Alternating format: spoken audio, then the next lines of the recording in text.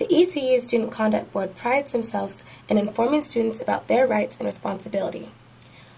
With a board of over 40 members and 40 student leadership members, a student's voice matters. Few places do you have, does your voice count as much as it does with this particular system?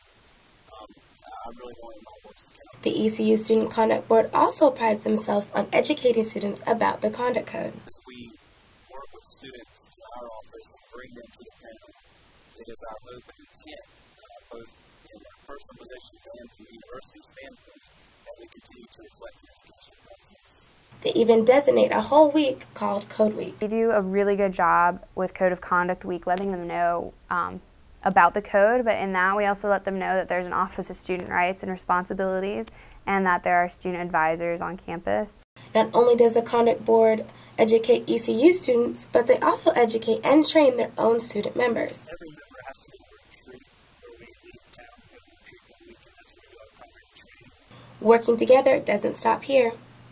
The Conduct Board works closely with staff and faculty as well. On the panel there's one faculty and one staff member who participate on the actual hearing board. President Greg Kamekis says it didn't always used to be like that. As of last year, the Student Conduct Board was completely student-run, and by that I mean from start to finish, it was only students who ran the process. But now, with faculty, staff, and students all on board, the first step in the Conduct Code process begins in the Office of Student Rights and Responsibilities. Before students can continue with this process, they must meet with Assistant Director Melissa Scott. Once students have met with her, they have the opportunity to appeal or We receive a report from an outside law enforcement office or Greenville Police or a resident assistant in the residence halls that the code of conduct violation possibly could have occurred.